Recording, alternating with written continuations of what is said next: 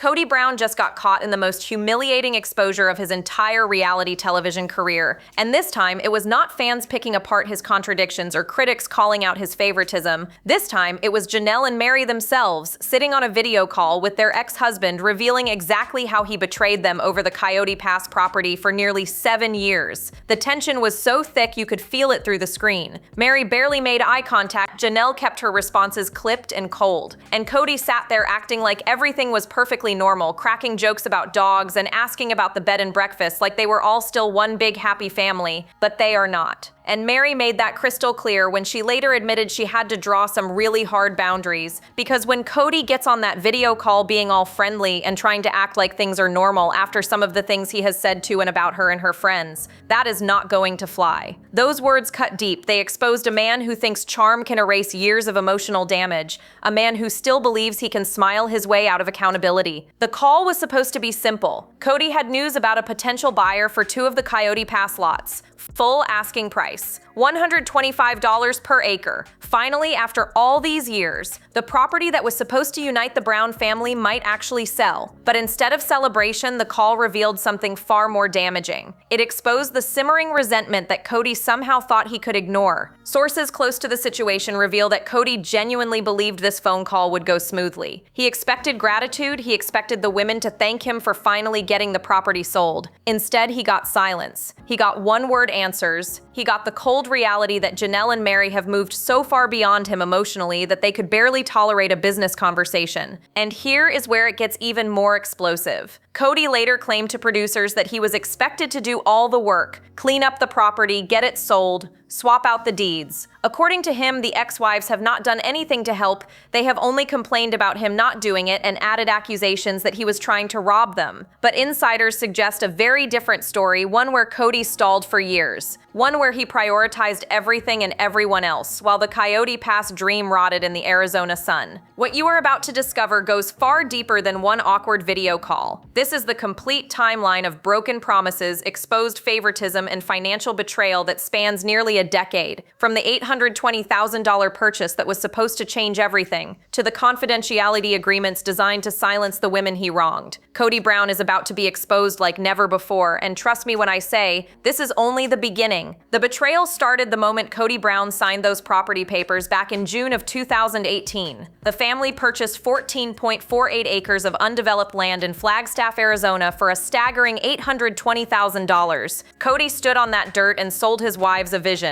A plural family compound where generations could live together, a place where their children and grandchildren would feel safe practicing their faith. A forever home that would cement the Brown family legacy for decades to come. Each wife received a designated lot with specific promises attached. Janelle got the largest share at 4.66 acres with access to the pond because she dreamed of building a greenhouse and growing food for the entire family. Robyn received 5 acres on the hill. Meri got the smallest portion at 2.24 acres near the tree line, and Christine had 2.58 acres right in the middle. There was even supposed to be a 5th structure, a gathering space where Kody could rotate between homes and the whole family could come together for holidays and celebrations. But here is what makes this betrayal so calculated. Every single wife contributed financially to this dream. Robyn put in $320,000. Janelle contributed $260,000. Christine added $150,000. And Meri, despite having only one child, still paid $90,000 toward the purchase. These women emptied their savings, they invested their futures, they trusted Kody when he promised this land would become their forever home. 7 years later, not a single building permit was ever filed. Let that satisfying truth wash over you for a moment. Nearly a decade of promises, and the land sat completely untouched. Satellite images from 2017 looked identical to images taken years later. No foundations, no construction equipment, no progress whatsoever. The dream Kody sold them was nothing but words floating in the Arizona wind. Industry insiders suggest Kody never intended to build on that property. Reports are surfacing that he used the Coyote Pass vision as a manipulation tool, dangling it in front of his wives to keep them compliant while he quietly pursued other priorities. Every time one of the women questioned his commitment, he would revive the compound conversation. Every time tensions rose about housing inequality, he would talk about their future on the land. It was the carrot he never intended to deliver. And the most devastating part, while that $820,000 investment collected dust and tumbleweeds, while Janelle and Meri waited patiently for their homes to be built, while Christine eventually gave up hope in entirely, Robyn was living in luxury just miles away. The favoritism was not subtle, it was not accidental, it was a deliberate choice that Kody made every single day for 7 years. And now, finally, the receipts are being exposed for everyone to see. But the housing disparity goes even deeper than anyone imagined. While Janelle Brown was living in a recreational vehicle on her Coyote Pass lot trying to save money, Robyn Brown was upgrading from mansion to mansion without a single financial care in the world. The housing disparity within the Brown family was not just unfair, it was a deliberate slap in the face to every woman who was not Kody's favorite wife. And the timeline of Robyn's real estate upgrades tells a story so damning that even Kody cannot spin his way out of it. Let us start with 2018, when the family first arrived in Flagstaff. Robyn immediately moved into a rental property spanning nearly 6,800 square feet with 7 bedrooms. The monthly rent was $3,500. Meanwhile, Janelle bounced between modest rentals trying to stretch her budget. Meri did the same, but Robyn needed space. Robyn needed comfort. Robyn needed the best that Flagstaff had to offer. Then came 2019 and the purchase that would define the favoritism forever. Kody and Robyn bought an $890,000 home that fans would later nickname Brownton Abbey. The down payment alone was $222,500. And here is the part that should make your blood boil. That down payment came from family funds. Money that Meri and Janelle contributed from the sale of their Las Vegas homes went directly toward securing Robyn's dream house. When Janelle asked to have her name added to the mortgage since her money helped purchase it, Kody shut her down immediately. His exact words were chilling. "No, we need to protect Robyn's estate, not the family's estate, not the plural marriage estate. Robyn's estate." In that single sentence, Kody revealed exactly where his priorities had always been. But the favoritism did not stop there. In October of 2024, while the Coyote Pass property still sat empty and undeveloped, Kody and Robyn purchased a brand new mansion worth $2.1 million.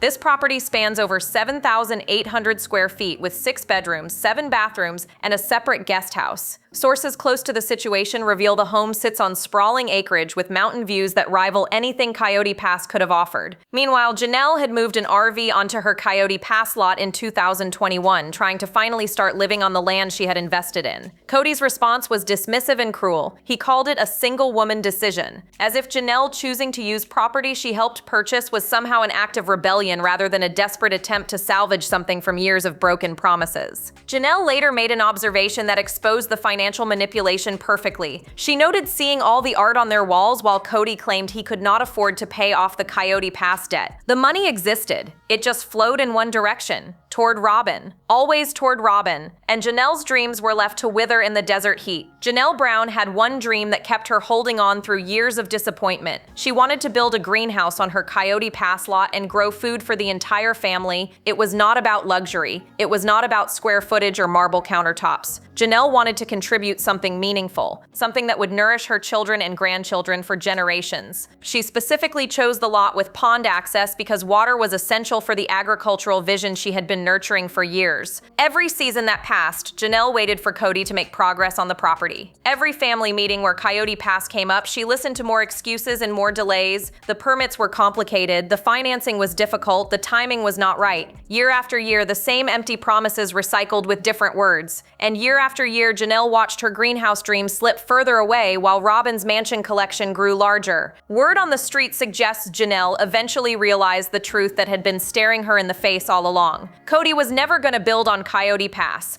The compound dream was nothing but a manipulation tool designed to keep the wives invested in a future that would never arrive. When Janelle finally confronted this reality, something inside her shifted permanently. In 2021, Janelle made a decision that Kody would later mock as impulsive. She moved a recreational vehicle onto her Coyote Pass plot. If Kody would not build her a home, she would create one herself. She would finally start living on the land she had invested $260,000 to purchase. But instead of supporting her initiative, Kody dismissed it entirely. He acted as though Janelle using her own property was some kind of betrayal. The greenhouse never got built on Coyote Pass. But here is where the story takes a satisfying turn. Janelle refused to let her dream die just because Kody abandoned it. In 2024, she built a garden at her late son Garrison's house. finally getting her hands in the soil she had been dreaming about for years. Then she went even bigger. Janelle purchased 156 acres in North Carolina for $289,000 to start something called Coyote Farms with her daughter Maddie. The agricultural vision that Kody starved for 7 years is now flourishing without him. Janelle got her land, she got her greenhouse potential, she got the future she always wanted.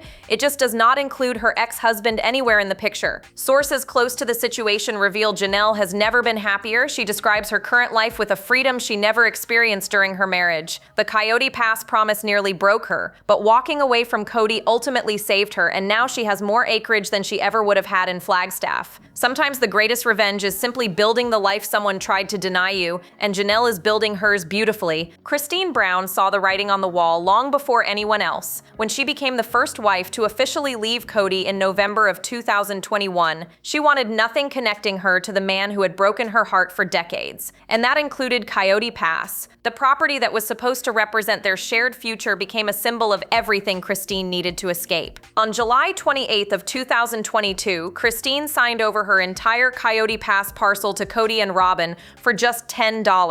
$10 for land valued at over $213,000. $10 for the lot she had contributed $150,000 toward purchasing. $10 to never have to deal with Kody Brown over property disputes ever again. To most people, this looked like financial insanity. To Kody, it was the price of freedom. In exchange for walking away from Coyote Pass, Kody kept all the proceeds from selling her Flagstaff home. But the real motivation went far deeper than dollars and cents. Kody later explained her reasoning with brutal clarity. She said staying on Coyote Pass with Kody and Robyn, and maybe Meri having a house there too, was an absolute no. She could not stomach the idea of living anywhere near the couple who had made her feel invisible for years. Behind closed doors, people are saying Kody understood something the other wives were still figuring out. She recognized that Kody would weaponize that property for years to come. Every title dispute would become another opportunity for manipulation. Every negotiation would reopen old wounds. Kody decided the cleanest break was worth more than any settlement check, and her instincts proved prophetic. The Coyote Pass sale dragged on for years after Kody escaped. Janelle and Meri endured endless complications, accusations, and even pressure to sign confidentiality agreements. Kody watched from the sidelines, already remarried to David Woolley and living her best life in Utah, while her former sister wives remained entangled in Kody's web. Reports are surfacing that Kody has zero regrets about the $10 deal. She traded potential profit for peace of mind and considers it the best financial decision she ever made. While Janelle and Meri fought for their fair shares, Kody was planning her wedding, posting happy family content, and building a future completely free from Brown family drama. The irony is impossible to ignore. Kody was once the wife who seemed most desperate to make plural marriage work. She tried for 25 years to earn Kody's affection. She begged for intimacy. She pleaded for attention. And in the end, she became the wife who walked away the cleanest. No property disputes, no awkward video calls, no standing like a prop while Kody ignores her at closing appointments. Just $10, a signed document, and the kind of closure that money cannot buy. Sometimes knowing when to fold is the ultimate power move. Kody played that card perfectly. Just when you thought Kody Brown could not sink any lower, the confidentiality agreement scandal emerged and exposed a level of manipulation that shocked even longtime critics. According to Meri herself, Kody and Robyn pressured her to sign a non-disclosure agreement before the Coyote Pass sale could proceed. They wanted her legally silenced. They wanted to control the narrative even after the property changed hands, and Meri was having absolutely none of it. Her response was both heartbreaking and defiant. She demanded to know why they wanted her to sign a confidentiality agreement. Why were they trying to silence her? Those words hit like a thunderbolt because they exposed what Kody truly feared. He was not worried about business complications or legal technicalities. He was terrified that Meri would tell the truth about how she had been treated during the property negotiations. Meri later admitted the situation broke her heart. She said she never thought these people would try to do this to her. After 33 years of spiritual marriage, after decades of loyalty, even when Kody made clear he did not love her romantically, after sacrificing her own happiness to remain in a family that treated her like an afterthought, this was how they repaid her, with legal documents designed to steal her voice. But the NDA scandal was not even the most explosive revelation. Sources close to the situation reveal that Kody admitted to Robyn he considered a backdoor deal with Janelle. His plan was to sell the property out from under Meri entirely. Just cut her out and pretend she had no claim to land she had invested $90,000 to purchase. According to reports, it was actually Robyn who stopped him. She reportedly told Kody they were not going to mess the other women over.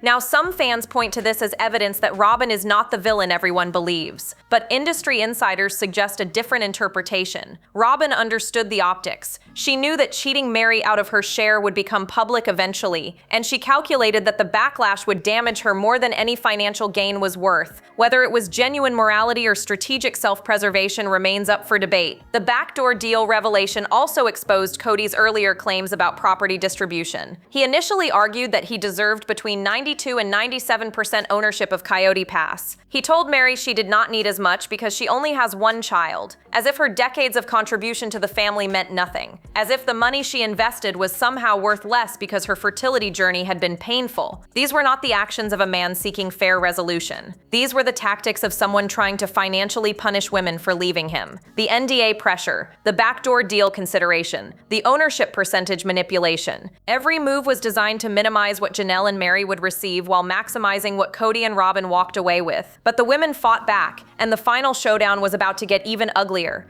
The Coyote Pass property finally sold on April 14th of 2025 for $1.5 million. A Scottsdale couple paid cash for the land that had represented 7 years of broken Brown family promises. But the closing itself became a spectacle that perfectly captured just how destroyed these relationships truly are. What should have been a simple signature appointment turned into a standoff that left everyone feeling the weight of everything that had been lost. Janelle and Meri arrived first at the title office. They parked their cars and waited. Minutes later, Kody and Robyn pulled into the lot, and then something telling happened. Instead of getting out to greet the women they had once called family, Kody and Robyn stayed in their vehicle. They sat there interpreting Janelle and Meri's presence as some kind of deliberate snub. The paranoia was palpable. 2 cars in a parking lot, 4 adults who once shared holidays and raised children together, now unable to even walk through a door at the same time. When they finally entered the building, the tension only escalated. Janelle later described feeling like she and Meri stood there like props during the entire signing process. Kody refused to speak to either of them directly. He only addressed the realtor. Every question, every comment, every interaction went through an intermediary, as if acknowledging his ex-wives would somehow cost him something he could not afford to lose. The paperwork took time to complete. Documents needed signatures. Details required verification. Throughout the entire process, silence hung heavy in that room. No small talk, no acknowledgement of shared history, no basic human courtesy. Just the scratch of pens and the quiet shuffling of legal papers, while decades of family memories disintegrated into nothing. Then came the moment that would define the entire encounter. The second the final signature was complete, Kody and Robyn made what Janelle described as a straight, silent sprint to their car. No goodbye, no handshake, no final words of any kind. They fled that title office like the building was on fire. Meri's observation cut straight to the bone. She noted they did not even say hi, and they did not even say bye. She felt completely invisible to them. After everything they had been through together, after all the years of trying to make plural marriage work, this was the ending. Silence and avoidance and a rushed exit. When asked about her behavior, Robyn offered a justification that sparked immediate backlash. She claimed she does not really endorse fakeness, as if basic politeness was somehow performative, as if saying hello to women you spent decades calling sister wives was an act of deception.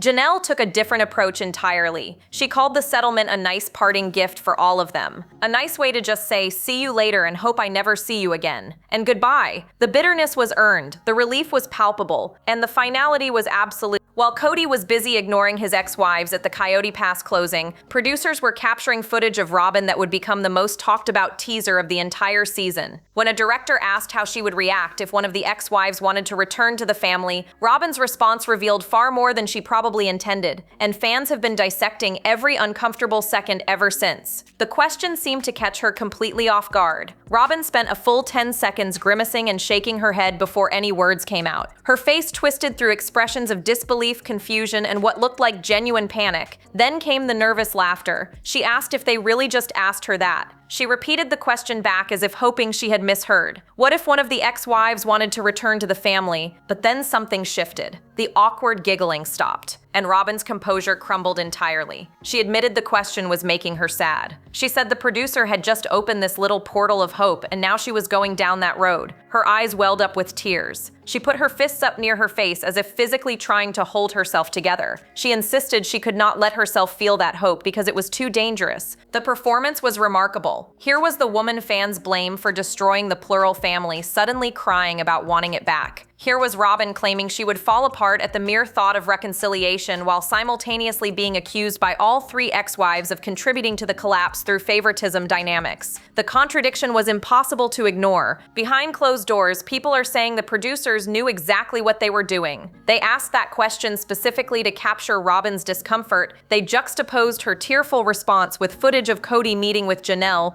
creating maximum dramatic tension. The editing was deliberate. The message was clear. Robyn's grip on Kody might not be as secure as she believed. And then there is the Brianna chicken fry situation that added another layer of chaos. When Kody competed on Special Forces in November of 2024, Robyn notably did not join him for the press tour afterward. According to fellow contestant Brianna LaPaglia, Kody explained that his wife could not come because she wanted to murder Brianna. Those were reportedly his exact words. Robyn was allegedly furious that Brianna had called Kody creepy and weird during filming. Brianna later joked about having a Mormon sister wife who wanted to skin her alive. She expressed shock that Robyn was so angry given that Brianna felt she had actually been one of the nicer contestants toward Kody. She even asked him to wear deodorant because apparently his hygiene during filming was problematic. The pattern becomes clear. Robyn cries about reconciliation on camera while allegedly threatening violence off camera. She claims to want the family restored while her behavior suggests she would fight anyone who threatens her position. The contradictions keep piling up. Kody Brown has spent this entire season talking about his apology tour. He claims he wants to make amends with his ex-wives. He insists he has been reaching out to his estranged children. He presents himself as a changed man who finally understands where he went wrong. But his own kids are calling him a liar, and their testimony is the most devastating exposure of all. On November 25th of 2025, Leon Brown posted an Instagram story that shattered every claim Kody had been making. Leon called out a ridiculous video of their father circulating where he says he reaches out to his children. Then Leon made something abundantly clear. They have not heard from that man since their brother took his own life. Kody blatantly blew Leon off at Garrison's funeral. He is a liar. He is a joke of a father. Those words hit like a wrecking ball. Leon was not speaking from speculation or secondhand information. This was a child who had watched their father's behavior firsthand for decades.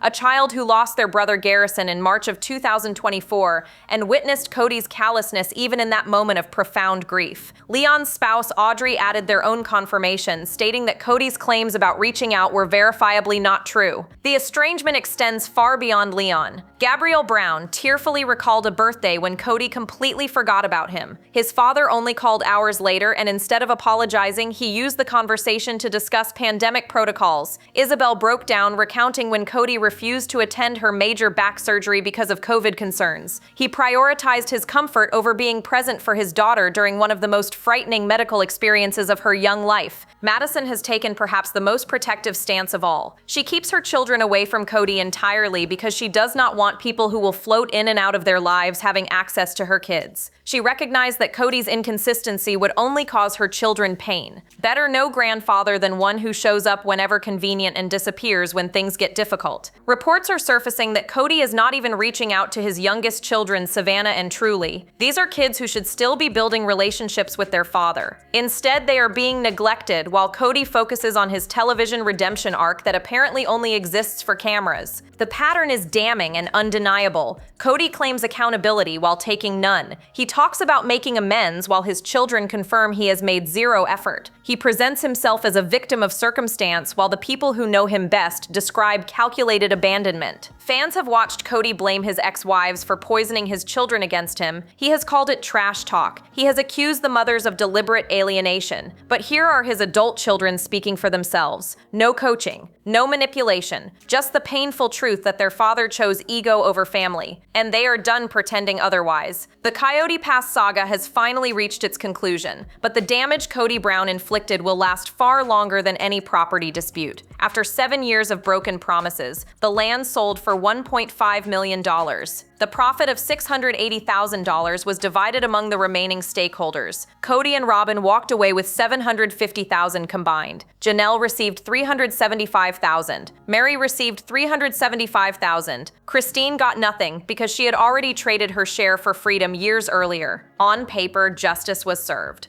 Janelle and Meri finally received the fair 25% shares they had fought so hard to secure. The property parcels were officially redivided on March 27th of 2025, just weeks before closing. The women who invested their savings and their futures into Kody's compound dream finally saw financial return on that investment. But money cannot repair what was truly broken. The Coyote Pass property was never really about land or houses or greenhouse dreams. It was about trust. It was about partnership. It was about a man who looked 4 women in the eyes and promised them a future he never intended to deliver. While Robyn accumulated mansions worth millions, the other wives waited patiently for homes that were never coming. While Kody claimed he could not afford to develop the property, he somehow found funds for increasingly extravagant upgrades to his favorite wife's lifestyle. The final tally of destruction extends far beyond real estate. 3 marriages collapsed. Relationships with the majority of 18 children deteriorated beyond repair. A family that stayed together for decades through persecution and public scrutiny ultimately crumbled from the inside. And at the center of every fracture stands Kody Brown, still insisting he is only partly to blame. Sources close to the situation reveal that Season 20 may be the final chapter of Sister Wives. The show that once celebrated plural marriage now documents its spectacular failure. Fans who tuned in hoping for reconciliation have watched something far more painful unfold. A man incapable of accountability trying to apologize without ever admitting fault. Janelle is thriving on her North Carolina farm. Meri is running her bed and breakfast in Utah and dating again. Christine is happily remarried and completely free from Brown family drama. Even Robyn admits her marriage to Kody is probably doing the worst they have ever done. The only person still clinging to the fantasy that everything can be fixed is Kody himself. The Coyote Pass betrayal exposed what many suspected all along. Kody Brown built his entire identity on being a patriarch, yet he failed the most fundamental duties of leadership. He chose favorites. He broke promises. He abandoned children. And when confronted with his failures, he blamed everyone but himself. So what do you think? Can Kody Brown ever truly be redeemed? Or has he burned every bridge beyond repair? Drop your thoughts below.